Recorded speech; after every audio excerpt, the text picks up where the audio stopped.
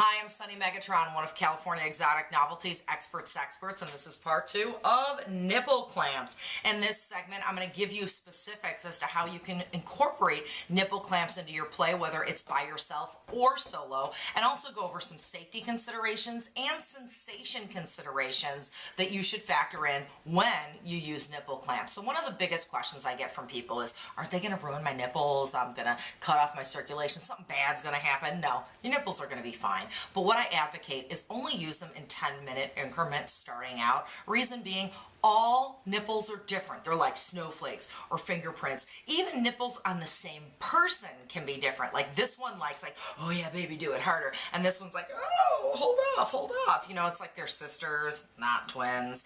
And depending on what time of the month it is, where I am on my cycle, how cold or warm it is in the room, or how turned on or not turned on I am, all dictates how sensitive my nipples are at that point in time. So when you start out for 10 minutes, see how it is. Some people report feeling the sensation an hour later, 2 hours later, even a day later after they've taken off their nipple clamps. So figure out what type of person you are before you really start using them heavily.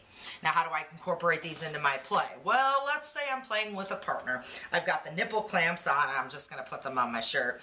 And I am having some foreplay, and my lover takes an ice cube or a vibrator or a feather or something and stimulates the end of my nipple. It feels really good when you have nipple clamps on. Then when you get into intercourse, if I'm bouncing up and down and I'm on top, or I'm on my hands and knees and gravity is making me sway back and forth, that's going to pull on the clamps and it's going to feel great.